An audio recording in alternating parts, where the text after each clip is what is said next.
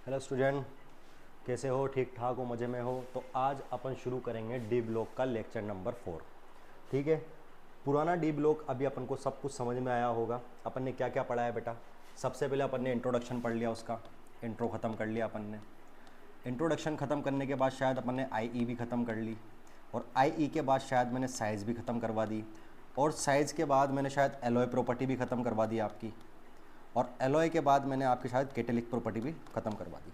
ठीक है, इंट्रोडक्शन खत्म हो गया, आई खत्म हो गया, साइज खत्म हो गया, एलॉय प्रॉपर्टी खत्म हो गई, कैटेलिक प्रॉपर्टी भी खत्म हो गई। अब जो प्रॉपर्टी आएगी वो प्रॉपर्टी यहाँ से बहुत इंपॉर्टेंट है, वो है इंटरस्टिशियल कंपाउंड। क्या है? Interstitial compound. इंटरस्टिशियल कंपाउंड आप सुनिए। इंटरस्टिशियल, इंटर मतलब अंदर की तरफ। मान लो कोई भी डी ब्लॉक का मेटल है, डी ब्लॉक के मेटल में वेकेंट स्पेस रहता है। डी ब्लॉक के मेटल में, जैसे कि मान लो ये कोई मैंने डी ब्लॉक के मेटल की कोई प्लेट ली है, उसमें एटम कुछ इस तरीके से व्यवस्थित होते हैं।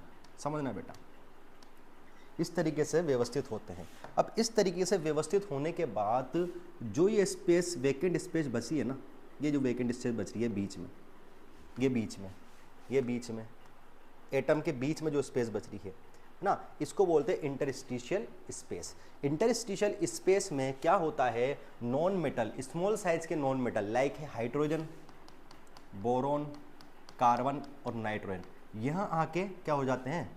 अपना स्थान ग्रहण कर लेते हैं। मतलब यहाँ पर आके ऑक्यूपाई हो जाते हैं। क्या हो जाते हैं बेटा? ऑक्यूपाई हो जाते हैं।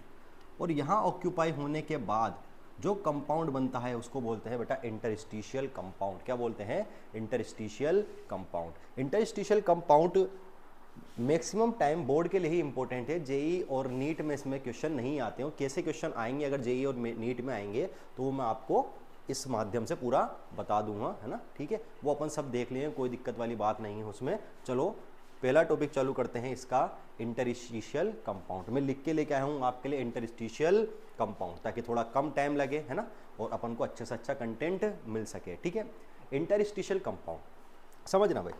मैंने तुम्हें सब कुछ समझा दिया, अब सिर्फ मैं तुम्हें बताऊंगा क्या क्या होता है। इंटरस्टिशियल कंपाउंड क्या होता है? Small size non metal like a hydrogen, boron, carbon, nitrogen occupy in interstitial space, in interstitial space. इसका मतलब मैंने तुम्हें समझा दिया, एक बार अपन बना के देख लेते हैं क्या मतलब होगा इसका।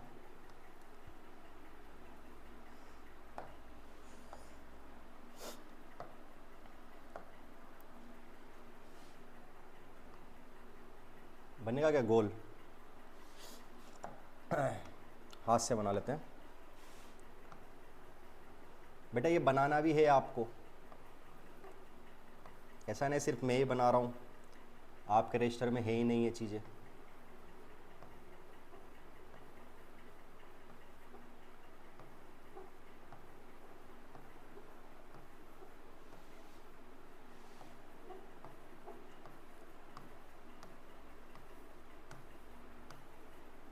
इसको ज़्यादा ही बड़ा बना दिया अपन ने, थोड़ा छोटा कर देते हैं इसको।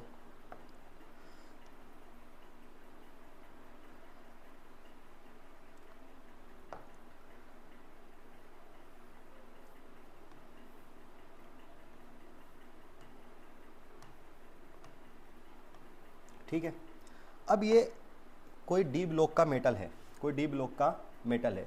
इस डी ब्लॉक के मेटल में, ये वाला कलर लेते हैं, इस डी ब्लॉक के मेटल में दो एटम के बीच ये वेकेंट स्पेस है। देख रहे हो ये वेकेंट स्पेस? इस वेकेंट स्पेस में हाइड्रोजन, बोरोन, कार्बन ये आके क्या होता है बेटा? ऑक्यूपाइड हो जाते हैं। ऑक्यूपाइड हो जाते हैं मतलब यहाँ आके जमा हो जाते हैं, इस तरीके से जमा हो जाते हैं। ठीक है, ये इस तरीके से जमा हो जाते हैं।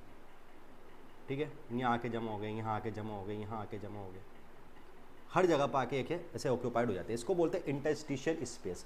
और इंटरस्टिशियल स्पेस पे कौन कौन से स्मॉल, वापिस देखो, small size of non metal hydrogen, boron, carbon, nitrogen आके ऑक्यूपाइड हो जाते हैं, इसलिए किसमें? इंटरस्टिशियल स्पेस में। अगर इंटरस्टिशियल स्पेस में अगर हाइड्रोजन आके ऑक्यूपाइड हुआ, क्या आके ऑक्यूपाइड हुआ? हाइड्रोजन, तो इसको बोलेंगे इंटरस्टिशियल हाइड्राइड। क्या बोलेंगे? Interstitial hydride.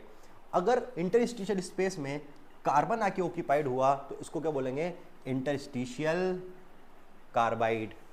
अगर इंटरस्टिशियल स्पेस में नाइट्रोजन आके ऑक्यूपाइड हुआ तो क्या बोलेंगे इसको, इंटरस्टिशियल नाइट्राइड।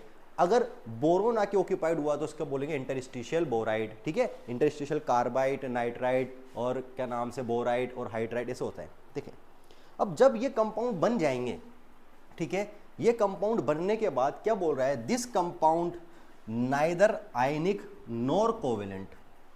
ठीक है, ये वाले जो कंपाउंड बने हैं, ये वाले जो कंपाउंड बने हैं डी ब्लॉक के मेटल में जब नॉन मेटल आके फंस जाते हैं तो ये जो कंपाउंड बने हैं ना तो ये आयनिक होते हैं ना ये क्या होते हैं, कोवेलेंट होते हैं। ये क्या होते हैं, नॉन स्टैक्योमेट्रिक कंपाउंड। क्या होते हैं, नॉन स्टैक्योमेट्रिक कंपाउंड। मतलब अपन बोल सकते हैं जो इनके फॉर्मूलेज बनते हैं वो एग्जैक्ट रेशो में नहीं बनते। जैसे कि मान लो अगर मैं किसी का जैसे कोई भी कंपाउंड बना रहा हूँ, जैसे मान लो मैंने NaH बना लिया या NaF बना लिया, कि ये तो पक्का है ना, सोडियम के 1 मोल और हाइड्रोजन के 1 मोल या एक एटम बोल सकते हैं, 1:1 रेशो में आ रहा है, ये 1:1 रेशो में आ रहा है। ठीक है, 1:2 रेशो हो सकते हैं, 3 रेशो हो सकते हैं। जैसे कि मान लो मैंने बोला CaF2 तो मैं बोल तो सकता हूँ ना 1:2 रेशो है ना। नॉन स्टैइकियोमेट्रिक में क्या होता है, नॉन स्टैइकियोमेट्रिक क्या होते हैं, इसमें जो रेशो है ना आपको सही नहीं मिलेंगे सही। देख रहा V और हाइड्रोजन के नीचे क्या है 0.56 दिख गया, मतलब नॉन स्टैइकियोमेट्रिक। टाइटेनियम हाइड्राइड है तो क्या है 1.56। ये क्या है बेटा, ये भी इंटरस्टिशियल कंपाउंड है, ये भी इंटरस्टिशियल कंपाउंड है। कौन सा कंपाउंड है, देखो डी ब्लॉक की मेटल, यहाँ वेलिडियम है और यहाँ टाइटेनियम है, दोनों के साथ क्या आ रहे हैं, हाइड्रोजन आ रहे हैं, तो इसको क्या बोलते हैं बेटा, इंटरस्टिशियल हाइड्राइड। मैंने क्या बोला, अगर हाइड्रोजन आएंगे तो क्या बोलेंगे बेटा, इंटरस्टिशियल हाइड्राइड। देखो बेटा इसको देखो और लिखो, पॉज करके नोट लिख दो, 2 मिनट बाद पढ़ाते हैं, फिर लिखो फटाफट।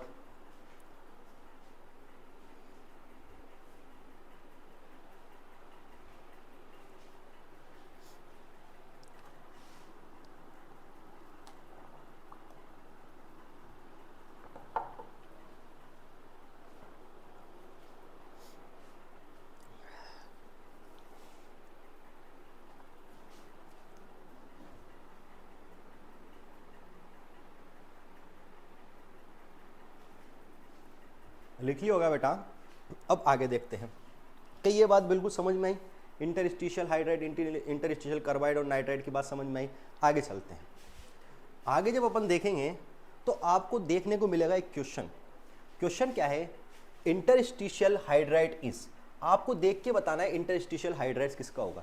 चलो ठीक है, अगर आपको जैसे कि आपको देखने पे पता पड़ रहा होगा 8 और 9, क्योंकि यहाँ पर रेशो क्या है, सेम नहीं है। कभी कभी क्या होता है वो आपको ऐसे रेशो देके भी नहीं रखेगा, कभी कभी ऐसे रेशो देगा भी नहीं और आपसे डायरेक्ट पूछेगा कौन सा हो सकता है। तो मैं तो सिर्फ एक ही हिंट जानता हूं।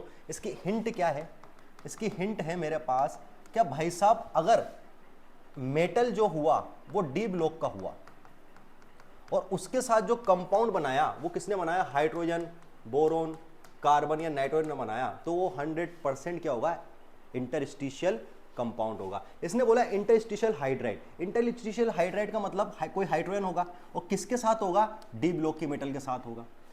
देखो अगर मैं बोलूं इसमें कौन सा दिख रहा है तो मेरे को मिल रहा है 8 और 9, ठीक है। लेकिन मैंने क्या कर रखा है, इस पूरे जितने भी एग्जाम्पल, बेटा एग्जाम्पल सारे उतारना है, इस पूरे एग्जाम्पल के बारे में मैंने सारी चीजें लिख रखी है।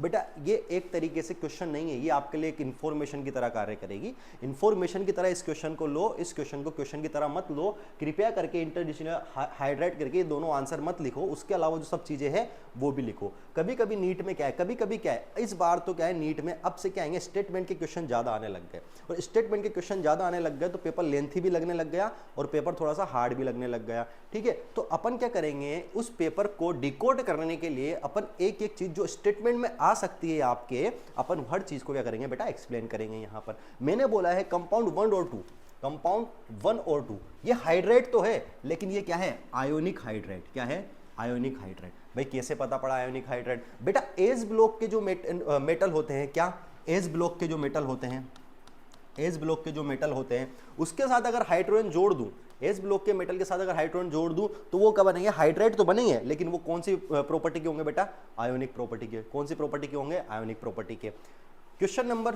3, 4, 5, 6 और 7 इसको बोलते हैं बेटा कोवेलेंट हाइड्राइड। क्या बोलते हैं, कोवेलेंट हाइड्राइड। जब मैं पी ब्लॉक के एलिमेंट, समझना, पी ब्लॉक के एलिमेंट के साथ अगर हाइड्रोजन जोड़ दूंगा तो उसको क्या बोलेंगे बेटा, कोवेलेंट हाइड्राइड। ठीक है, अब 8th और 9 में इंटरस्टिशियल हाइड्राइड है, और इंटरस्टिशियल हाइड्राइड मेरे को पता है डी ब्लॉक का मेटल होगा प्लस उसके साथ क्या होगा, हाइड्रोजन होगा, उसी को क्या बोलेंगे, इंटरस्टिशियल हाइड्राइड। आई बात समझ में? बहुत अच्छी तरीके से इस क्वेश्चन को अच्छी तरीके से उतारो, बढ़िया तरीके से समझो, करो फटाफट क्वेश्चन करो, उतारो, 2 मिनट का टाइम है, फटाफट उतारो।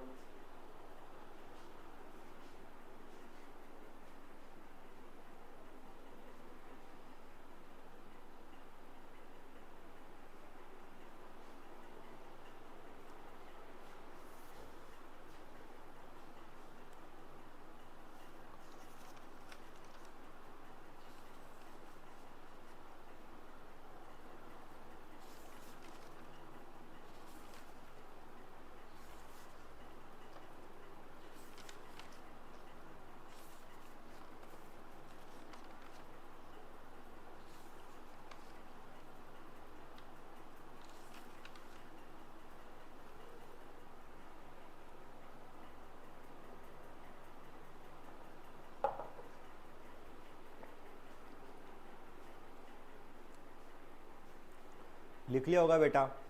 चलो आगे चलते हैं, इसी में आगे टॉपिक देखें। हाइड्राइड समझ में आया, इंटरस्टिशियल कंपाउंड समझ में आया, एक बार और देख लो इंटरस्टिशियल कंपाउंड क्या कंपाउंड होते हैं। बेटा इंटरस्टिशियल कंपाउंड कौन से कंपाउंड होते हैं, स्मॉल साइज के होते हैं वो कंपाउंड जिसमें स्मॉल साइज के नॉन मेटल आके ऑक्यूपाइड हो जाते हैं कहाँ, इंटरस्टिशियल स्पेस में, उसको क्या बोलते हैं, इंटरस्टिशियल कंपाउंड बोलते हैं। अगर हाइड्रोजन आया तो क्या बोलूँगा, इंटरस्टिशियल हाइड्राइड बोलूँगा। अगर कार्बन आया तो क्या बोलूँगा, इंटरस्टिशियल कार्बाइड बोलूँगा। अगर नाइट्रोजन आया तो क्या बोलूँगा, इंटरस्टिशियल नाइट्राइड बोलूँगा। दिस कंपाउंड नाइदर, तो ना तो ये आयनिक होते हैं, ना ही ये क्या होता है बेटा कोवेलेंट होते हैं, ये क्या होते हैं, स्टाइक्योमेट्रिक होते हैं। ठीक है, और स्टाइक्योमेट्रिक तुम्हें दिख ही जाएगा, क्या दिख जाएगा यहाँ पर, जैसे कोई भी डी ब्लॉक का एलिमेंट है उसके साथ हाइड्रोजन बोरोन कार्बन नाइट्रोजन आया तो यहाँ पॉइंटों में दिखेगा तुम्हें क्या, दूसरा हाइड्रोजन कार्बन बोरोन है ना, पॉइंटों में दिखेगा, एग्जैक्ट किसी रेशो में नहीं दिखेगा, है ना, एकदम किसी रेशो में नहीं दिखेगा, किसी डेसिमल में ही दिखेगा, पॉइंट में दिखेगा। ठीक है, चलें फिर उसके बाद ये वाला क्वेश्चन था, ये वाले क्वेश्चन को मैंने अच्छी तरीके से एक्सप्लेन कर दिया, इस क्वेश्चन के पूरा का पूरा पोस्टमार्टम कर दिया अपन ने अच्छी तरीके से। जब आप मेडिकल कॉलेज में जाओगे तो आपको भी देखने को मिलेगा पोस्टमार्टम, अपन ने पूरा वही कर दिया इसका। ठीक है, पूरा का पूरा वही कर दिया, देख लो अच्छी तरीके से देख लो। ठीक है, चलो भाई आगे चलते हैं, आगे समझना इंटरस्टिशियल कार्बाइटिस। अब मेरे को ये तो पता पड़ गया, देखो इस क्वेश्चन को मेरे से पहले सोल्व करो, मेरे को ये तो पता पड़ गया ना इंटरस्टिशियल कार्बाइड, इसका मतलब कोई डी ब्लॉक का मेटल होगा, डी ब्लॉक का मेटल होगा, और वो डी ब्लॉक का मेटल किसके साथ जुड़ा होगा, कार्बन के साथ जुड़ा होगा, उसको बोलते हैं इंटरस्टिशियल कार्बाइड। फिर मैं बोल रहा हूं आपको देखते ही आंसर पता लग गया होगा, डी ब्लॉक के कौन कौन से मेटल है, आंसर देखते ही पता लग गया होगा। लेकिन मैं क्या बोल रहा हूं बेटा, ये जो आपके लिए क्वेश्चन है ये इंफॉर्मेटिव क्वेश्चन है ना, स्टेटमेंट लाइक क्वेश्चन है। ठीक है, तो आपको देखने का, क्योंकि डी ब्लॉक का है क्या, बेरिलियम नहीं है तो ये तो हो ही नहीं सकता, एल्यूमिनियम भी पी ब्लॉक का है, कैल्शियम एस ब्लॉक का है, मैग्नीशियम एस ब्लॉक का है, सिलिकॉन पी ब्लॉक का है, बोरॉन पी ब्लॉक का है, टंगस्टन डी ब्लॉक का है, टंगस्टन डी ब्लॉक का, और जिर्फोनियम भी क्या है, डी ब्लॉक का। तो आंसर तो क्या होगा, 7th और 8 होगा। तो इंटरस्टिशियल कार्बाइड है ये, इंटरस्टिशियल कार्बाइड, ये तो मुझे पता पड़ गया इंटरस्टिशियल कार्बाइड। लेकिन मैंने सिर्फ ये बताने के लिए आपको ये क्वेश्चन नहीं करवाया, इसमें और भी इंफॉर्मेशन है। देखो सबसे पहले Be2C और Al4C3, Be2C और Al4Cl3, इसमें जो कार्बन रहता है वो किस फॉर्म में रहता है, C-4 की फॉर्म में रहता है। बहुत इंपॉर्टेंट चीज है भैया, C-4 की टर्म में रहता है। अगर मैं कैल्शियम C2 की बात करूं, CaC2 की बात करूं, तो इसमें जो कार्बन रहता है वो होता है C2 की फॉर्म में रहता है। बेटा ये अच्छी तरीके से समझो। और अगर मैं Mg2C3 की बात करूं तो इसमें जो कार्बन रहता है वो रहता है C3-4 की टर्म में। सबसे पहले 1 2 3 4, ये जो चारों के चारों कार्बाइड है ना, ये आयोनिक कार्बाइड है। आयोनिक कार्बाइड क्या है, आयोनिक कार्बाइड।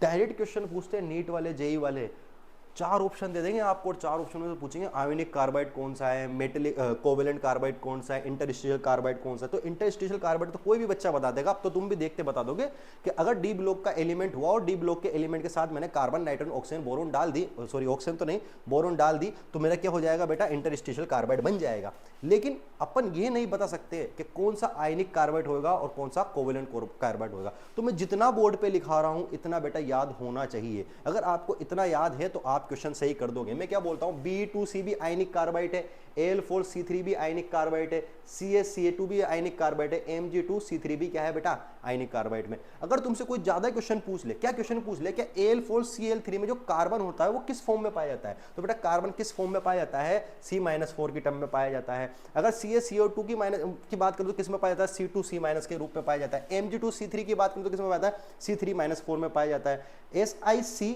और B4C ये जो होते हैं ना बेटा, ये होते हैं कोवेलेंट कार्बाइड। क्या होते हैं, कोवेलेंट कार्बाइड। अब समझो, कभी कभी क्या होता है, कभी कभी क्या होता है, आपको ये चीजें दे देते हैं, आपको ये टर्म दे देते हैं और पूछते हैं कौन सा आयनिक कार्बाइड बना या इसका नाम क्या है। समझना, अगर मैं C-4 की बात करूं, C-4 की बात करूं, C-4 की बात करूं, यानी कि इन दोनों की बात करूं, तो इसका जो दूसरा नाम है वो क्या है, मिथाइलिडीन। मिथाइलिडीन, मिथाइलिडीन या मिथाइनाइड है ना, या मिथाइनाइड है ना, दोनों बोल सकते हैं। चलो मिथाइनाइड समझो, मिथाइन मतलब मेथ मतलब होता है एक कार्बन। क्या कार्बन एक ही है इसमें, क्या एक ही कार्बन है, एक ही कार्बन में 4 माइनस है, तो इसका क्या बोलेंगे, मिथेनाइड। क्या बोलेंगे, मिथेनाइड। 2 कार्बन को क्या बोलते हैं बेटा, एसिड। क्या बोलते हैं, एसिड, तो एसिटेनाइड। ठीक है, 3 कार्बन को क्या बोलता है इसने, एलेनाइड। ठीक है, ये चीज आपको याद होनी चाहिए, ये चीज बेटा याद होनी चाहिए। फिर मैं बोल रहा हूँ, ये क्वेश्चन मेरे कराने का सिर्फ पर्पस ये नहीं है कि आपको इंटरस्टिशियल कार्बाइड बताऊं। इंटरस्टिशियल कार्बाइड के अलावा जो कार्बाइड की जो जो फॉर्म हो सकती है वो मैंने सारी फॉर्म बता दी। कार्बाइड 3 फॉर्म में पाए जा सकते हैं, आयनिक कार्बाइड, कोवेलेंट कार्बाइड और इंटरस्टिशियल कार्बाइड। इंटरस्टिशियल कार्बाइड तो अब क्लास का कोई भी बच्चा देखते ही पहचान जाएगा कि डी ब्लॉक का एलिमेंट है, और डी ब्लॉक के एलिमेंट के साथ, डी ब्लॉक के एलिमेंट के साथ क्या हो, नॉन मेटल, छोटे साइज के नॉन मेटल लाइक के बोरोन, कार्बन, नाइट्रोजन वगैरह हो, तो वो क्या होता है बेटा, इंटरस्टिशियल कार्बाइड होता है। आयोनिक कार्बाइड हम समझ ही गए, और कोवेलेंट कार्बाइड कौन है, इसके अलावा जो बचे सब कोवेलेंट कार्बाइड है। कभी कभी ये नाम देके पूछ ले तो ये नाम भी लिख लेना, अच्छी तरीके से लिखो, नोट करो इसको फटाफट, 2 मिनट का टाइम है।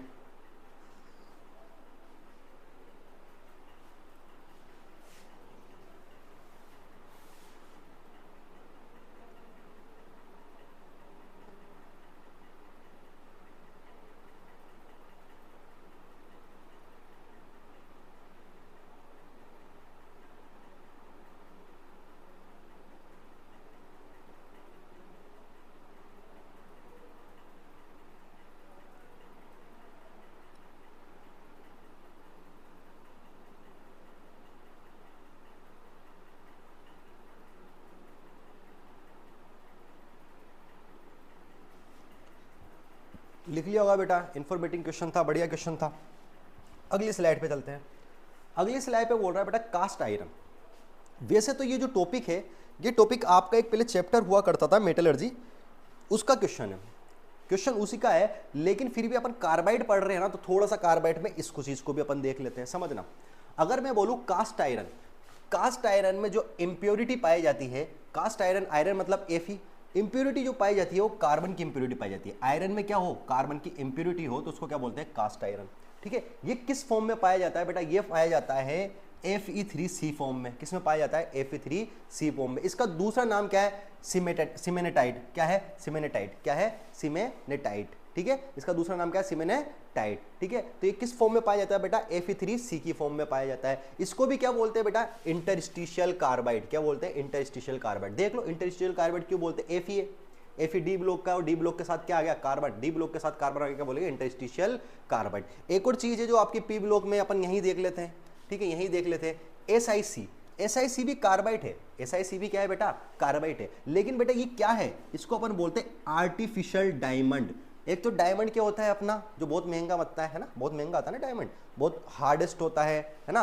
और क्या होता है बेटा, कार्बन का एलोट्रोप्स होता है ना। वो सब चीजें आपको छोटी क्लास में आपने पढ़ी होगी, वो सब अलग बात है। मैं तो बोल रहा हूँ SiC क्या होता है, SiC होता है एक आर्टिफिशियल डायमंड। आर्टिफिशियल डायमंड होने की वजह से ये भी क्या होता है बेटा, हार्ड तो होता है ना, हार्ड तो होता है। लेकिन अगर तुमसे कोई पूछ ले SiC, या फिर तुमसे ये पूछ ले कि जो आर्टिफिशियल डायमंड होता है वो कौन सी फॉर्म में होता है, आयनिक कार्बाइड, कोवेलेंट कार्बाइड या इंटरस्टिशियल कार्बाइड, तो अपन ने ये रहा SiC कोवेलेंट कार्बाइड के फॉर्म में होता है। और कोवेलेंट कार्बाइड के फॉर्म में होता है, मान लो आपसे पूछ ले इसको और नाम क्या बोलते हैं, तो बेटा इसको क्या बोलते हैं, आर्टिफिशियल डायमंड बोलते हैं। अब ये बोर्ड के लिए बहुत इंपॉर्टेंट है भाई, जितनी भी चीज मैं लिख रहा हूं ना सब आपके रजिस्टर में होनी चाहिए। आप इतना बोर्ड में लिख के आओ तो भी सफिशिएंट है, इससे ज़्यादा लिख के आओ तो अच्छी बात है ना। और एक एनसीईआरटी जरूर पढ़ना बेटा। मेरे नोट्स के बाद आप किसी चीज़ के, किसी इंस्टीट्यूट के मॉड्यूल्स पढ़ो मत पढ़ो, लेकिन इसके बाद कृपया करके आपसे एक निवेदन है कि कृपया करके एनसीईआरटी जरूर पढ़ना। अगर एनसीईआरटी आपने पढ़ी है तो हो सकता है कुछ चीज़ आपको खुद से मिल जाए एनसीईआरटी में और वो आपके नोट्स में आप ऐड कर लो, है ना। तो वो चीज़ें आप जरूर पढ़ें, ठीक है। इंटरस्टिशियल कंपाउंड की प्रॉपर्टीज़ क्या होती है समझना। इसका क्या होता है, हाई मेल्टिंग पॉइंट होता है। क्या होता है बेटा, हाई मेल्टिंग पॉइंट होता है। हाई मेल्टिंग क्या होता है बेटा, पॉइंट होता है, पहली बात। एंड मोर हार्डनेस होती है देन मेटल। अब इसका मतलब क्या है, देखो दो चीज़ है। मान लो एक मेरे पास ऐसा कंपाउंड पड़ा है, ठीक है, इसमें इंटरस्टिशियल स्पेस है, जिसमें क्या है इंटरस्टिशियल स्पेस है। और एक मेरे पास ऐसा मेटल पड़ा है जिसमें इंटरस्टिशियल स्पेस मैंने छोटे नॉन मेटल से भर दिए। अब आप खुद ही बताओ, मेरे पास दो कंपाउंड है, मेरे पास दो कंपाउंड है, एक जिसमें इंटरस्टिशियल स्पेस है और इसमें इंटरस्टिशियल नहीं है। मान लो इस पे इंटरस्टिशियल स्पेस है तो मैं इसको दबाऊंगा तो हो सकता है इसके पोर्स पास पास आए और एटम क्या होने लग जाए, आसपास आने लग जाए और ये दबने लग जाए, हो सकता है, ठीक है। तो हार्डनेस थोड़ी सी क्या होगी, कम होगी। अगर मैंने जो स्पेस है वो स्पेस ही पूरी भर दी, मैंने वो स्पेस ही पूरी भर दी, तो चाहे मैं कितना भी दम लगा लूँ ये पिचकेगा नहीं। पिचकेगा नहीं मतलब ये क्या हो गया बेटा, हार्ड हो जाएगा। सीधी सीधी बात है, क्या बोलने लग जाएगा बेटा, हार्ड हो जाएगा। तो मैं बोलता हूं कि जो इसके मेटल होंगे ना, जैसे कि मान लो मैंने ले लिया एक आयरन और एक ले लिया मैंने आयरन कार्बाइड, एक तो ले लिया आयरन और एक ले लिया आयरन कार्बाइड, और मैं तुमसे पूछूं ना आयरन और आयरन कार्बाइड में से कौन ज्यादा हार्ड होगा, तो आयरन कार्बाइड होगा। क्यों, अगर मैं प्योर आयरन लेता हूं ना तो प्योर आयरन के जो एटम्स होंगे ना उसके बीच में क्या होगी, इंटरस्टिशियल स्पेस होगी, और स्पेस को आराम से तुम क्या कर सकते हो बेटा, दबा सकते हो। इसका मतलब क्या होगा, उसकी हार्डनेस थोड़ी सी कम होगी। लेकिन जैसे मैं कार्बाइड बोल रहा हूं, मतलब उसमें जो इंटरस्टिशियल जगह थी ना वो भी तुमने किससे भर दी, वो भी तो किससे भर दी, कार्बन से भर दी। मतलब तुम्हारे वहां खाली स्पेस रही नहीं, कोई स्पेस खाली ही नहीं है, और कोई स्पेस खाली नहीं है तो इसकी हो जाएगी हार्डनेस हो जाएगी, और मेल्टिंग पॉइंट भी उसका हो जाएगा, बढ़ जाएगा। अगला क्या होता है, ये कंडक्टिंग तो होते हैं भाई, कंडक्टिंग तो होते हैं, है ना। कंडक्टिंग का मतलब जैसे कि मान लो आपके पास कास्ट आयरन है, कास्ट आयरन अपन ने देखा था Fe3C। अब Fe3C में अगर तुम कोई ऐसा मस्त तुम एक तार लो, तार को प्लग से जोड़ो और उसमें लगा दो और उसको हाथ लगाओ, तो क्या करंट नहीं आएगा तुम्हारे, इलेक्ट्रिसिटी नहीं आएगी, बाल खड़े हो जाएंगे भाई, मजा आ जाएगा, बाल खड़े हो जाएंगे, शानदार। तो मैं क्या बोल रहा हूँ, कंडक्टिंग तो होते हैं, नॉन कंडक्टिंग नहीं होते हैं। लेकिन बेटा ये क्या होता है, केमिकली लेस रिएक्टिव, ये इसको बोल सकते हैं इनर्ट। मतलब अगर आप तुम केमिकल से कोई रिएक्शन कराना चाहते हो ना तो ये क्या हो जाएंगे बेटा, लेस रिएक्टिव होंगे, या तो केमिकल से रिएक्शन ही नहीं करेंगे, या फिर क्या होंगे बेटा, इनर्ट। इनर्ट मतलब बिल्कुल जीरो रिएक्शन। आई बात समझ में, इसको उतारो बेटा, 4 मिनट का 5 मिनट का टाइम, फटाफट उतारो।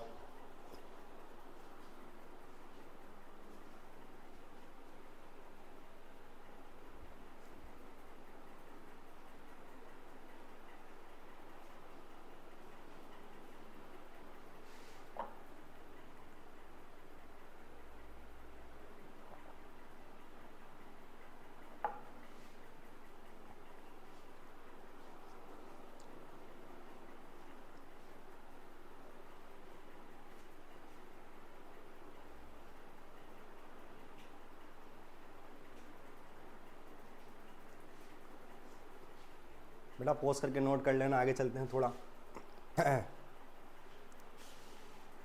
अगला टॉपिक है बेटा एमपीटी। एमपीटी बोले तो मेल्टिंग पॉइंट, एमपीटी बोले तो मेल्टिंग पॉइंट, ठीक है। इस टॉपिक को ध्यान से, बहुत ध्यान से समझना, बच्चों को कंफ्यूजन रहता है इसमें। मेल्टिंग पॉइंट बहुत ध्यान से समझेंगे सब बच्चे इसको। मेल्टिंग पॉइंट अच्छा टॉपिक है, ठीक है, मेल्टिंग पॉइंट। और ये क्वेश्चन, यहाँ से क्वेश्चन बेटा, फिर मैं बोल रहा हूँ यहाँ से क्वेश्चन कहाँ आ सकता है बेटा, आपके बोर्ड एग्जाम में सीबीएसई बोर्ड में आ सकता है, या आरबीएसई बोर्ड में, या हरियाणा बोर्ड में, या जो भी आप बोर्ड दे रहे हो वहाँ पर आपने क्वेश्चन आ सकता है बेटा। पेपर कैसा भी बना ले, पेपर एग्जामिनर कैसा ही बना ले, बनाएगा एनसीईआरटी से।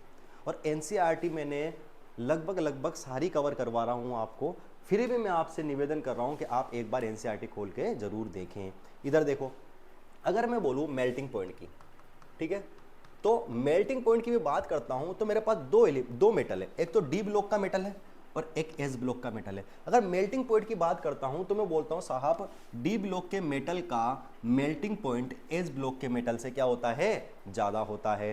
डी ब्लॉक के मेटल का मेल्टिंग पॉइंट एस ब्लॉक के मेटल से ज्यादा होता है। बहुत बढ़िया बात है, ठीक है। मेल्टिंग पॉइंट जो होता है, जैसे कि मान लो एक तरफ ले लिया मैंने आयरन और एक तरफ ले लिया कैल्शियम। अब मैं पूछूं किसका मेल्टिंग पॉइंट जाता है, तो मैंने बताया कि भैया एफ ब्लॉक के एलिमेंट का, सॉरी डी ब्लॉक के एलिमेंट का क्या होता है, मेल्टिंग पॉइंट क्या होता है बेटा, ज्यादा होता है। तो आयरन का ज्यादा होगा कैल्शियम से। ये तो नॉर्मल सी बात है, आपको यही पता हो जाना चाहिए बेटा। जैसे 4 क्वेश्चन आ गए, तुम्हारे 4 ऑप्शन आ गए, कोई क्वेश्चन में पूछ ले कि किसका मेल्टिंग पॉइंट ज्यादा होगा, तो डी ब्लॉक का मेल्टिंग पॉइंट किससे ज्यादा होता है बेटा, कैल्शियम से ज्यादा होता है। यही तो बात खत्म हो जाती है। लेकिन अब बोर्ड के तरीके से, या मान लो असेशन रीजन आ जाए, असेशन रीजन में आपको दे दे कि आयरन का जो मेल्टिंग पॉइंट है वो कैल्शियम से ज्यादा होता है, असेशन आ गया। अब रीजन, तो रीजन भी तो मुझे पता होना चाहिए ना, ऐसा क्या हो रहा है। तो समझो अगर मैं बात करता हूं किसकी, आयरन की, तो आयरन को जैसे ही मैं लिखूंगा ना 3d6 4s2, अब 3d6 4s2 में डी के ऑर्बिटल अगर मैं बनाऊंगा 1 2 3 4 5, ठीक है, ठीक। तो कितने इलेक्ट्रॉन भरे हैं बेटा डी में, 6 इलेक्ट्रॉन, 1 2 3 4 5 और 6। अनपेयर इलेक्ट्रॉन कितने हैं, 4 अनपेयर इलेक्ट्रॉन है साहब, 4 अनपेयर इलेक्ट्रॉन है। समझो बेटा बात को, जितने ज्यादा अनपेयर इलेक्ट्रॉन होंगे, जितने ज्यादा अनपेयर इलेक्ट्रॉन होंगे, डी ब्लॉक के मेटल उतने ही ज्यादा क्या करेंगे बेटा, जो मेटल बॉन्डिंग है उसमें क्या करेंगे, पार्टिसिपेट करेंगे। और मेटल बॉन्डिंग में पार्टिसिपेट करेंगे तो मेटल मेटल बॉन्ड जब आपस में अच्छी तरीके से जुड़ जाएंगे तो इसका मेल्टिंग पॉइंट क्या हो जाएगा बेटा, हाई हो जाएगा। तो देखो due to more unpaired electron, due to more unpaired electron n-1d shell लिख सकते हैं, n-1d shell, due to more unpaired electron in n-1d shell, melting point increase. क्यों हो रहा है, formation of melting bond, formation of metallic bond. क्या होता है बेटा, जितने अनपेयर इलेक्ट्रॉन बढ़ते जाते हैं, जितने अनपेयर इलेक्ट्रॉन बढ़ते जाते हैं उतने ही क्या होते जाते हैं बेटा, मेल्टिंग जो मेटेलिक बॉन्ड होते हैं ना उसका फॉर्मेशन होता जाता है। और जितना ज्यादा मेटेलिक बॉन्ड बनते जाएंगे, जितना ज्यादा मेटेलिक बॉन्ड बनते जाते हैं, जितना ज्यादा मेटेलिक बॉन्ड बनते जाते हैं उतने ही ज्यादा क्या होता जाता है बेटा, एमपीटी हाई होता जाता है। एमपीटी बोलो तो मेल्टिंग पॉइंट बढ़ता जाता है। जितने ज्यादा क्या होने लग जाते हैं बेटा, जितने ज्यादा फॉर्मेशन ऑफ मेटेलिक बॉन्ड होते लग जाता है उतना मेल्टिंग पॉइंट बढ़ने लग जाता है। आई बात समझ में, इसको नीचे समझो। जैसे कि मान लो मेरे पास अगला टाइटेनियम और कैल्शियम है, तो टाइटेनियम कौन से ब्लॉक का है, कौन सी धातु है बेटा, किसके, तो डी ब्लॉक की है। और डी ब्लॉक के मेटल होता है तो डी ब्लॉक के मेटल का क्या होता है बेटा, मेल्टिंग पॉइंट क्या होता है, हाई होता है कंपेयर टू कैल्शियम। चलो भाई आगे चलते हैं। इधर देखो, इधर देखो, तो टाइटेनियम का ज्यादा होना चाहिए कैल्शियम से। यहां तक ये बात खत्म होती है। अब आता है खतरनाक पॉइंट, खतरा। समझना बेटा, खतरा यहां लिख रहा हूं बेटा, खतरा में, खतरों के खिलाड़ी मत बनना, खतरा, खतरा समझो। यहां पर आता है खतरा। बच्चों को ये तो याद रह जाता है भैया कि जो मेटल होता है वो डी ब्लॉक का क्या होता है बेटा, ज्यादा क्या होता है बेटा, मेल्टिंग पॉइंट रखता है डी ब्लॉक का एस ब्लॉक से। लेकिन बच्चे ये सब चीजें भूल जाते हैं। ये सब चीजें कब याद आती है, जब आप केमिकल बॉन्डिंग पढ़ोगे। तब केमिकल बॉन्डिंग में आप कोवेलेंट बॉन्ड और आयोनिक बॉन्ड पढ़ते हो, तो कोवेलेंट और आयोनिक बॉन्ड में क्या होता है बेटा, किसका मेल्टिंग पॉइंट ज्यादा होगा, किसका कम होगा, वहां सब पढ़ाई जाता है। इसी तरीके से देखो, अगर मैं अब किसी एक मेटल की बात नहीं कर रहा हूं, मैं अब पूरे कंपाउंड की बात कर रहा हूं। मैं किसकी बात कर रहा हूं, कंपाउंड की बात कर रहा हूं, पूरे कंपाउंड की। साफ लिख रखा है मैंने कंपाउंड, पूरे कंपाउंड की बात कर रहा हूं, ध्यान से समझना, पूरे कंपाउंड की बात कर रहा हूं। अगर मैं कंपाउंड की बात करता हूं तो इस बार जो कंपाउंड बनने के बाद एस ब्लॉक का ज्यादा हो जाता है। किसका ज्यादा होता है, एस ब्लॉक का ज्यादा हो जाता है। अच्छी तरह देखो बेटा, कंपाउंड बनने के बाद किसका ज्यादा हो जाता है, एस ब्लॉक का ज्यादा होता है। क्यों ज्यादा हो जाता है समझना। अगर मैं FeCl2, क्या ये डी ब्लॉक का कंपाउंड है, और CaCl2 की बात करूं, क्या ये एस ब्लॉक का कंपाउंड है, तो ये डी ब्लॉक का कंपाउंड क्या है, कौन से नेचर का है, कोवेलेंट नेचर का है। कौन से नेचर का है, कोवेलेंट नेचर का है। और ये कौन से नेचर का है बेटा, आयोनिक नेचर का है। किसके नेचर का है, आयोनिक नेचर का। और मेल्टिंग पॉइंट जो होता है, जो मेल्टिंग पॉइंट होता है वो आयोनिक कंपाउंड का, वो क्या होता है बेटा, आयोनिक कंपाउंड का ज्यादा होता है किससे, कोवेलेंट से। जो मेल्टिंग पॉइंट होता है वो आयोनिक कंपाउंड का ज्यादा होता है बेटा कोवेलेंट से। तो बेटा ये आयोनिक कंपाउंड है और आयोनिक कंपाउंड का तो मेल्टिंग कोवेलेंट कंपाउंड से ज्यादा होना ही था। होना ही था इसलिए होता है। ठीक है, और आगे देखते हैं अपन। अच्छा एक काम करो बेटा, इसको पहले लिखो, मैं इसको छोटा कर देता हूं।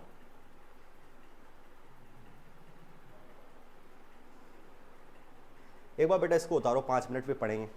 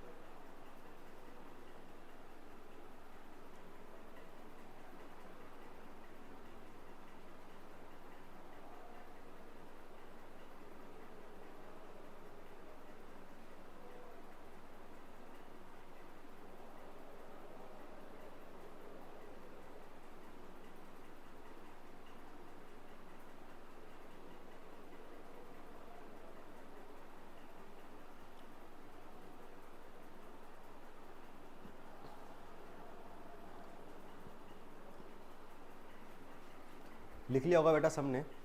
तो मैं क्या बोलता हूं, अगर मैं मेल्टिंग पॉइंट की बात करूं तो डी ब्लॉक का ज़्यादा होता है, किसी अगर एक मेटल की बात करूं तो हो जाता है, लेकिन कंपाउंड की बात करूं तो किसका ज़्यादा होता है, एस का ज़्यादा होता है। क्यों? क्योंकि एस क्या होता है बेटा, आयनिक प्रॉपर्टी शो करता है। एस ब्लॉक के कंपाउंड आयनिक प्रॉपर्टी शो करते हैं। देखो भैया समझना। अगर मैं अगला क्वेश्चन पूछूं, क्या क्वेश्चन है बेटा? आपको दिखने में ये नोट्स पूरे लिखे लिखे लग रहे होंगे, लेकिन मैं सिर्फ जो पढ़ा रहा हूँ आप उसी पे ध्यान दे पहले, है ना? ठीक है, पूरे ना उतारे। इधर देखो, ये वहां तक समझाया था, यहां तक समझो। अगर मैं CuCl बोलता हूं, क्या बोलता हूं, CuCl, और NaCl बोलता हूं, तो ये भी कंपाउंड है, ये कोई मेटल तो है नहीं। अगर मेटल होता, मान लो मैं Cu और NO की ओनली ऐसे पूछता, Cu और NO में से किसका मेल्टिंग पॉइंट ज्यादा, तो Cu का ज्यादा, उसमें कोई दिक्कत वाली बात नहीं है। लेकिन बेटा ये क्या है, कंपाउंड है, और कंपाउंड में क्या होता है, एस ब्लॉक वाले का ज्यादा होता है। तो ये कौन सा शो करेगा बेटा, प्रॉपर्टी? ये कर रहा था कोवेलेंट प्रॉपर्टी शो, और ये कर रहा था बेटा आयोनिक प्रॉपर्टी शो। तो आयोनिक प्रॉपर्टी शो करने की वजह से इसका मेल्टिंग पॉइंट क्या हो गया बेटा, ज्यादा हो गया। और क्वेश्चन देखो, नीट या जेई में यहां से क्वेश्चन आ सकते हैं। देखना, जैसे जैसे लेफ्ट टू राइट जाएंगे, जैसे जैसे लेफ्ट टू राइट जाएंगे किसी भी सीरीज में, किसी भी सीरीज, चाहे 3D सीरीज हो, 4D सीरीज हो, 5D सीरीज हो, तो पहले क्या होते हैं, n-1d में, n-1d में अनपेयर इलेक्ट्रॉन बढ़ते हैं। कहां तक बढ़ते हैं, Mn तक बढ़ते हैं। समझना, अनपेयर इलेक्ट्रॉन बढ़ते हैं। और अनपेयर इलेक्ट्रॉन बढ़ने के साथ साथ क्या बनता है बेटा, जो मेटेलिक जो होते हैं ना, बॉन्ड फॉर्मेशन के लिए बॉन्ड होते हैं, वो भी इंक्रीज होने लग जाएंगे, तो क्या होगा भाई, मेल्टिंग पॉइंट क्या होने लग जाएगा, बढ़ने लग जाएगा। तो मैं बोलता हूं इधर से इधर जाता हूं तो n-1d में इलेक्ट्रॉन, अनपेयर इलेक्ट्रॉन बढ़ने लग जाते हैं। जैसे स्कैंडियम में 1 अनपेयर इलेक्ट्रॉन होता है, टाइटेनियम में 2, बेलिडियम में 3, क्रोमियम में 4, फिर यहाँ पर 5। फिर जैसे ही आयरन आता है ना, आयरन में घटने लग जाते हैं 4, कोबाल्ट में 3, 2, 1 और 0। इस तरीके से अनपेयर इलेक्ट्रॉन पहले बढ़ते हैं फिर घटने लग जाते हैं। तो स्कैंडियम से क्रोमियम तक जाऊंगा ना, स्कैंडियम से क्रोमियम तक जाऊंगा तो अनपेयर इलेक्ट्रॉन बढ़ते हैं, तो मेल्टिंग पॉइंट भी बढ़ता है।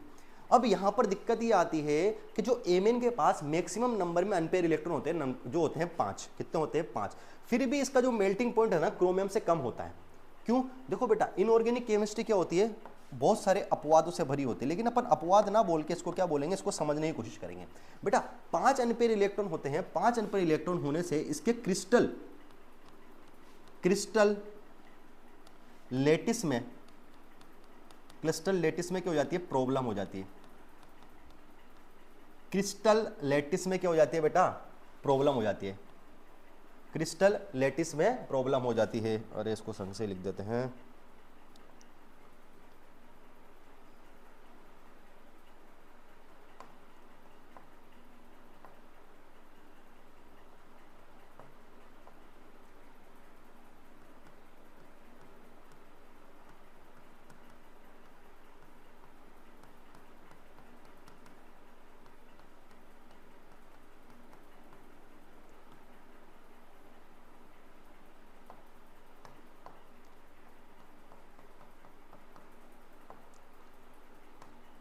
इसके क्रिस्टल लेटिस में क्या हो जाती है बेटा, प्रॉब्लम हो जाती है। और 5 अनपेयर इलेक्ट्रॉन जब 5 मेटेलिक बॉन्ड बनाते हैं ना, मेटेलिक बॉन्ड बनाते हैं, 5 अनपेयर इलेक्ट्रॉन जब 5 मेटेलिक बॉन्ड बनाते हैं तो वो बॉन्ड क्या होता है बेटा, वीक हो जाता है थोड़ा सा, ठीक है। अब वो बॉन्ड वीक होने की वजह से क्या होता है, इसका मेल्टिंग पॉइंट भी क्या होता है, घटने लग जाता है। क्योंकि अपन ने बात क्या की, अपन ने यही तो बात की ना कि n-1d में अनपेयर इलेक्ट्रॉन जितने ज्यादा होंगे उतने ही अच्छा क्या होगा, मेटेलिक बॉन्ड होगा, यही तो बात की। और जितना अच्छा मेटेलिक बॉन्ड होगा उतना ही अच्छा क्या होगा, मेल्टिंग पॉइंट होगा, यही तो बात कर रहा हूं मैं। तो मैं क्या बोल रहा हूं कि इसके क्रिस्टल लेटिस में प्रॉब्लम होती है और अनपेयर इलेक्ट्रॉन भी क्या होते हैं, 5 अनपेयर इलेक्ट्रॉन होने की वजह से जो इसका जो बॉन्ड होता है ना, कौन सा बॉन्ड, मेटेलिक बॉन्ड, वो क्या हो जाता है, थोड़ा सा वीक हो जाता है। और मेटेलिक बॉन्ड वीक हो जाता है, उसका मेल्टिंग पॉइंट भी थोड़ा सा क्या हो जाता है बेटा, वीक हो जाता है। मेल्टिंग थोड़ा सा क्या हो जाता है बेटा, वीक हो जाता है, ठीक है। इधर देखो, अब अगर मैं बात करता हूं किसकी, समझना, आगे समझना, अगर मैं बात करता हूं आयरन की, तो आयरन में वापस अनपेयर इलेक्ट्रॉन घटने लग गए। अनपेयर इलेक्ट्रॉन पहले बढ़ रहे थे, फिर घटने लग गए। और जैसे ही अनपेयर इलेक्ट्रॉन घटेंगे, अनपेयर इलेक्ट्रॉन घटने के साथ साथ क्या होगा बेटा, मेल्टिंग पॉइंट भी धीरे धीरे क्या होने लग जाएगा, कम होने लग जाएगा। तो अगर मैं बात करूं इसके नीचे वाली सीरीज 4D की सीरीज की बात करूं तो मोलिब्डेनम बढ़ता है। उसके नीचे की बात करूं तो कहां बढ़ता है, टंगस्टन तक बढ़ता है। Mn के नीचे जो जो एलिमेंट आएंगे सबके क्रिस्टल लेटिस में क्या होगी बेटा, प्रॉब्लम होगी। तो टंगस्टन बढ़ता है, मोलिब्डेनम बढ़ता है। और यहां पर क्या होता है बेटा, घटता जाता है, क्योंकि यहां भी कितने होंगे बेटा, अनपेयर इलेक्ट्रॉन 0, और यहां भी कितने होंगे, अनपेयर इलेक्ट्रॉन 0 होंगे। अब समझो, अगर मैं पूछूं, देखना भाई, अगर मैं बोलूं कि भैया मैक्सिमम मेल्टिंग पॉइंट किस मेटल का होता है, मैक्सिमम मेल्टिंग पॉइंट किस मेटल का होता है, मैक्सिमम मेल्टिंग पॉइंट किस मेटल का होता है, तो होता है बेटा टंगस्टन। आपको पता होगा आपके घर में जो भी बल्ब होते थे पहले, तो याद है वो वायर वाले बल्ब आते थे, वो ऐसा कोई बल्ब आया करता था, ऐसा यहाँ पर ऐसा टंगस्टन का वायर होता था, ऐसा है ना, याद करो, ऐसा टंगस्टन का वायर होता है, ऐसा वायर लगा रहता था ऐसा, ठीक है। तो वो वायर कौन सा होता था बेटा, टंगस्टन का वायर होता था। और टंगस्टन क्यों यूज करते थे, टंगस्टन इसलिए यूज किया करते थे क्योंकि उसका मेल्टिंग पॉइंट क्या होता है, बहुत हाई होता है। और मेल्टिंग पॉइंट हाई होने की वजह से ये पिघलता नहीं है, और पिघलेगा नहीं तो ये क्या लगेगा, वायर प्रॉपर तरीके से लगा रहेगा। और प्रॉपर तरीके से वायर लगा रहेगा तो अपना बल्ब क्या करता रहेगा बेटा, काम करता रहेगा, रोशनी देता रहेगा। इधर देखो, अगर मैं मैक्सिमम मेल्टिंग पॉइंट की बात करूं तो किसका होता है बेटा, टंगस्टन का होता है। और मिनिमम बात करूं तो किसका होता है बेटा, Ag का होता है, यानी कि Hg का होता है, ठीक है। किसका होता है बेटा, मरकरी का होता है। तो इसमें कुछ पॉइंट है, जैसे मैं बोलूं कि भाई साहब मिनिमम मेल्टिंग पॉइंट किसका होता है, मेटल की बात कर रहा हूं, देखना क्वेश्चन देखना, मिनिमम मेल्टिंग पॉइंट मेटल, अगर मेटल की बात करूं तो किसका होता है बेटा, Hg का होता है। अगर मैं बोलूं मिनिमम मेल्टिंग पॉइंट एलिमेंट, ध्यान देना बेटा, मेटल और एलिमेंट, अगर एलिमेंट बोलूं तो किसका होता है बेटा, हीलियम, किसका होता है, हीलियम का होता है। अगला है maximum melting point metal, maximum melting point metal की बात करूं तो क्या होता है बेटा, डायमंड होता है। क्या होता है, डायमंड होता है। और अगर मैं मैक्सिमम मेल्टिंग पॉइंट एलिमेंट की बात करूं, भाई ध्यान देखना, मेटल एलिमेंट बार बार समझा रहा हूं एक ही बात, एलिमेंट की बात करूं तो वो होता है कार्बन। कार्बन नॉन मेटल होता है और ये किस फॉर्म में मैक्सिमम रखता है, डायमंड की फॉर्म में। किस फॉर्म में, डायमंड। आपको पता है कार्बन के कितने एलोट्रोप होते हैं, एक तो होता है डायमंड, एक होता है फुलरिन और एक होता है ग्रेफाइट। तो कार्बन का जो डायमंड फॉर्म होता है वो क्या रखता है बेटा, मैक्सिमम एम्पिटी रखता है पूरे के पूरे एलिमेंट्स में। उतारो इसको और छोटा कर देते, थोड़ा ढंग से उतार लेना।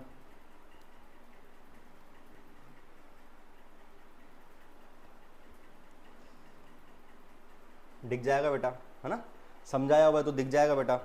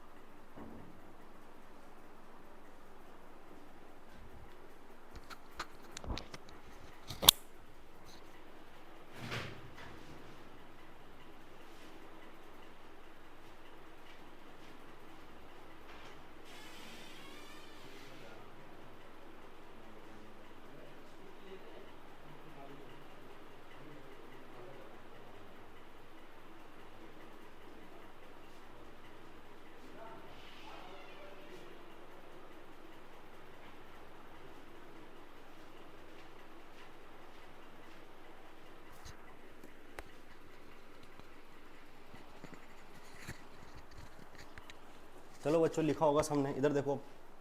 चलो आगे चलते हैं, आगे थोड़ा सा और इंपॉर्टेंट पॉइंट है, देखते हैं। विच ग्रुप, बेटा जीआरपी है ना ग्रुप, शॉर्ट में ग्रुप है ना।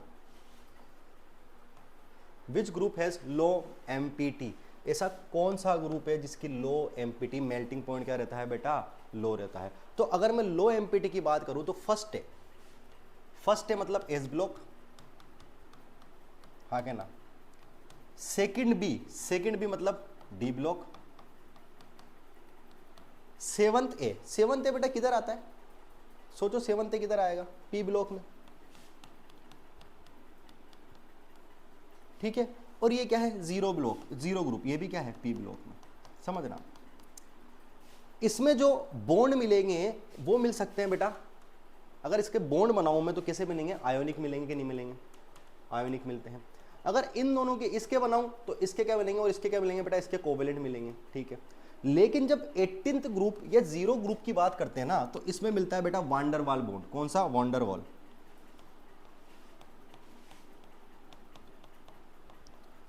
कौन सा बॉन्ड मिलता है बेटा, वांडरवाल बॉन्ड मिलता है। एक तरीके से लिख लो बेटा, लिख लो फटाफट, कौन सा मिलता है, वांडरवाल बॉन्ड। और वांडरवाल बॉन्ड क्या होता है, वीकेस्ट बॉन्ड होता है। क्या होता है, वीकेस्ट बॉन्ड होता है।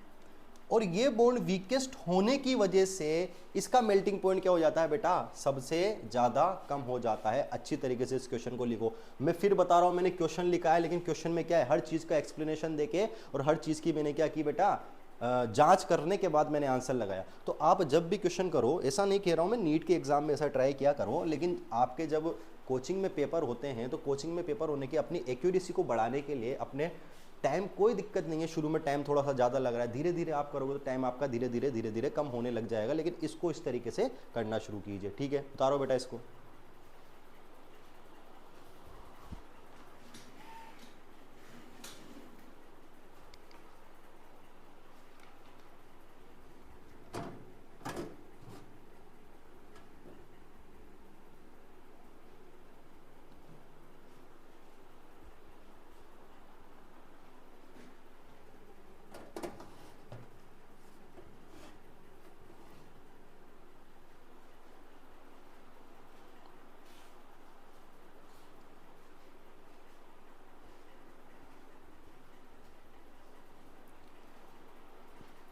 होगा बेटा ये, चलो आगे देखते हैं। अब पूरा का पूरा टॉपिक, कुछ टॉपिक्स और आते हैं वो भी अपन यहाँ कवर करेंगे मेल्टिंग पॉइंट के साथ। बस मेल्टिंग पॉइंट जैसा ही है। अगर मैं बात करता हूँ मेल्टिंग पॉइंट की, या फिर मैं बात करता हूँ हार्डनेस की, या फिर मैं बोलता हूँ एंथैल्पी ऑफ एटमाइजेशन या एटमाइजेशन, है ना, एंथैल्पी ऑफ एटमाइजेशन, इन सब में डी ब्लॉक के मेटल की एस ब्लॉक से ज़्यादा होती है। भाई कंपाउंड की बात नहीं कर रहा हूँ, ओनली मेटल की बात कर रहा हूँ, कंपाउंड की बात कर रहा हूँ। किसकी बात कर रहा हूँ बेटा, किसकी बात कर रहा हूँ बेटा, ओनली मेटल की बात कर रहा हूँ। इन ईच सीरीज का मतलब जैसे ZnCdHg, ZnCdHg सबसे लास्ट में आता है ना, has minimum melting point and minimum enthalpy of atomisation due to n-d unpaired electron. कितने होते हैं बेटा, 0।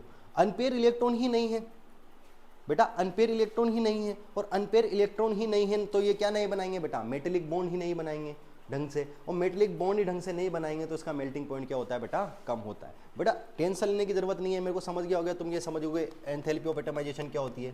बेटा एंथैल्पी ऑफ एटमाइजेशन, थोड़ा सा वेट करना, मैं बहुत जल्दी केमिकल बॉन्डिंग भी लेके आने वाला हूँ चैप्टर। केमिकल बॉन्डिंग में पूरा अपन इसको समझेंगे एंथैल्पी ऑफ एटमाइजेशन क्या होता है। अभी तो तुम सिर्फ ये याद रखो कि जो मेल्टिंग पॉइंट के साथ होता है वही किसके साथ होता है, हार्डनेस के साथ होता है, और वही किसके साथ होता है, एंथैल्पी ऑफ एटमाइजेशन के साथ होता है। क्या होता है सबके साथ कि डी ब्लॉक की याद रहती है किससे, एस ब्लॉक से। बात खत्म, ये पॉइंट यहाँ पर आके खत्म हो गया।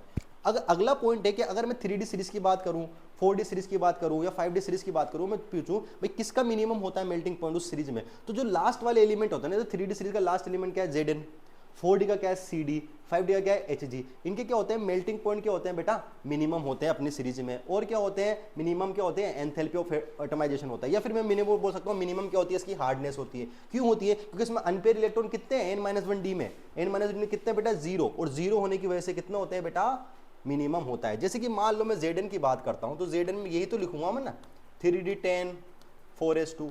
अगर अब मैं 3D कॉम्प्लेक्स 3D बनाता हूं, 1 2 3 4, 1 2 3 4 5 6 7 8 9 10। तो बताओ अनपेयर इलेक्ट्रॉन कितने दिख रहे हैं आपको? अनपेयर इलेक्ट्रॉन 0 दिख रहे हैं, और अनपेयर इलेक्ट्रॉन 0 है तो मेटेलिक बॉन्ड बना ही नहीं पाएगा, और मेटेलिक बॉन्ड नहीं बना पाएगा तो बेटा क्या होगा बेटा? ये क्या होगा? वीक होगा। क्या होगा?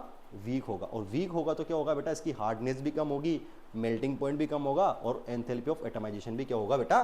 कम होगा। उतार लो बेटा।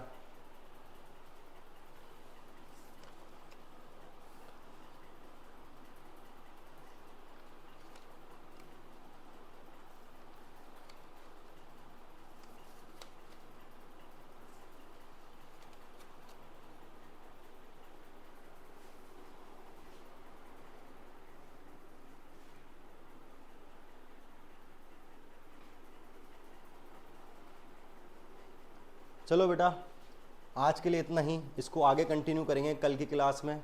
पढ़ते रहिए, ध्यान से पढ़ते रहिए। जो पढ़ाया उसको एक बार देख लेते हैं भाई, जो पढ़ाया उसको एक बार देख लेते हैं, क्या क्या पढ़ा अपन ने, फटाफट देख लेते हैं।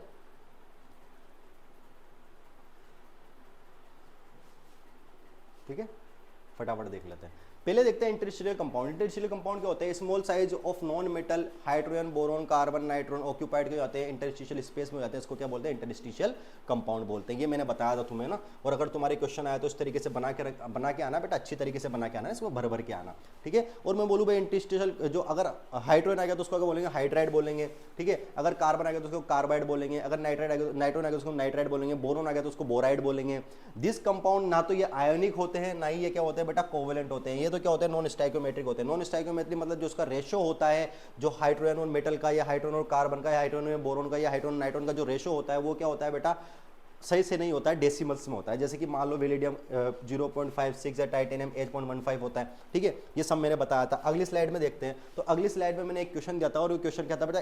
इन्फॉर्मेटिव क्वेश्चन था, है ना। इन्फॉर्मेशन बहुत सारी है इस क्वेश्चन में। क्या? इंटरस्टिशियल हाइड्राइड क्या है? इंटरस्टिशियल हाइड्राइड तुम देखते लगा लोगे, डी ब्लॉक के जो भी कंपाउंड उसके साथ हाइड्रोजन क्या होता है? इंटरस्टिशियल हाइड्राइड होता है। लेकिन मेरे को यही सही सिखाना था, मेरे को और भी चीज सिखानी थी। क्या सिखानी थी? कि पहला और दूसरा तो कौन सा है बेटा? आयनिक हाइड्राइड है। उसके अलावा जो सारे हैं वो कौन से? कोवेलेंट हाइड्राइड है। और ये कौन सा? इंटरस्टिशियल हाइड्राइड है। मैंने बता दिया तुम्हें कि एस ब्लॉक के साथ अगर हाइड्रोजन आएंगे तो आयनिक हाइड्राइड होंगे, पी ब्लॉक प्लस हाइड्रोजन आएंगे तो क्या होंगे? कोवेलेंट हाइड्राइड होंगे, और डी ब्लॉक के साथ आएंगे तो क्या होंगे? इंटरस्टिशियल हाइड्राइड होंगे। अगला था, अगला भी इन्फॉर्मेटिव क्वेश्चन था, interstitial carbide is. Interstitial carbide तुम फटाफट बता दोगे, डी ब्लॉक के साथ जो भी कार्बाइड आएंगे वो इंटरस्टिशियल कार्बाइड। आंसर तो तुम्हें पता लग गया। लेकिन मेरे को यही नहीं समझाना था, मेरे को और भी समझाना था। जैसे B2C में B2C मान लो, L4C3 मान लो, CaC2 मान लो, Mg2C3 मान लो। इसमें जो कार्बन रहता है वो किस फॉर्म में रहता है? C-4 में। इसमें C2-2 में, इसमें C3-4 में रहता है। और ये सारे क्या है? आयोनिक कार्बाइड है। क्या है? आयोनिक कार्बाइड है। उसके अलावा मैं बोलता हूँ SiC या B4C, ये कौन सा कार्बाइड है बेटा? कोवेलेंट कार्बाइड है। या मैं बोलूँ टंगस्टन कार्बाइड और ZR कार्बाइड, ये कौन सा कार्बाइड है? Interstitial carbide. कुछ नाम मैंने तुम्हें ऐसे बताए थे कि इसको क्या बोलते हैं, इसको क्या बोलते हैं, इसको क्या बोलते हैं, एक बार देख लेना, है ना, अच्छी तरीके से देख लेना। अब देखो आगे मैं बोला हूँ कास्ट आयरन। अब एक कास्ट आयरन का जो फंडा है वो किस में होता है बेटा? एक चैप्टर था तुम्हारा मेटलर्जी, उसमें होता है। लेकिन फिर भी क्योंकि कार्बाइड का फॉर्म है इसलिए मैं पढ़ लेता हूँ कि जो कास्ट आयरन होता है वो क्या होता है? आयरन प्लस क्या होता है? कार्बन की इंप्योरिटी पाई जाती है। और ये किस फॉर्म में पाया जाता है? Fe3C में पाया जाता है। उसको बोलते हैं सिमेटाइड बोलते हैं। इसको भी क्या बोलते हैं? इंटरस्टिशियल कार्बाइड बोलते हैं। SiC क्या होता है बेटा? SiC क्या होता है बेटा? आर्टिफिशियल डायमंड होता है। आर्टिफिशियल डायमंड होता है, ये भी शानदार स्ट्रॉन्ग वगैरह होता है। और क्या है बेटा? इंटरस्टिशियल कंपाउंड प्रॉपर्टी क्या हो सकती है? इंटरस्टिशियल कंपाउंड की प्रॉपर्टी क्या हो सकती है? इंटरस्टिशियल कंपाउंड क्या होता है? जिसमें हाई मेल्टिंग पॉइंट होता है और मोर हार्डनेस होता है, मेटल से ज़्यादा हार्डनेस होता है, कंडक्टिविटी होती है, केमिकली लेस रिएक्टिव होता है। अगला देखो, अगला क्या होता है बेटा? अगला अगला मेल्टिंग पॉइंट के बारे में बताया था मैंने तुम्हें। मेल्टिंग पॉइंट के बारे में बताया था। जो मेल्टिंग पॉइंट होता है वो डी ब्लॉक के मेटल का एस ब्लॉक के मेटल से ज़्यादा होता है। ठीक है, क्यों होता है? क्योंकि डी ब्लॉक के मेटल में N-1 डी में क्या होता है? अनपेयर इलेक्ट्रॉन ज़्यादा होते हैं। अनपेयर इलेक्ट्रॉन ज़्यादा जितने ज़्यादा होंगे उतना ही ज़्यादा कौन सा बॉन्ड अच्छा होगा बेटा? मेटेलिक बॉन्ड अच्छा होगा। मेटेलिक बॉन्ड अच्छा होने से इसकी क्या होगी? मेल्टिंग पॉइंट ज़्यादा हो जाएगी, हार्डनेस भी ज़्यादा हो जाएगी। ठीक है, लेकिन जैसे ही कंपाउंड में आऊँगा, कंपाउंड किसके अच्छे होने लग जाएंगे? कंपाउंड एस ब्लॉक के अच्छे होने लग जाएंगे। उसके पीछे रीजन क्या है? एस ब्लॉक के कंपाउंड इसलिए अच्छे होते हैं क्योंकि जो एस ब्लॉक होते हैं वो किस नेचर में होते हैं बेटा? आयोनिक नेचर में होते हैं। और आयोनिक का जो मेल्टिंग पॉइंट है वो कोवेलेंट से क्या होता है बेटा? ज्यादा होता है। उसके नीचे अगर मैं इस ग्रुप की बात करूं,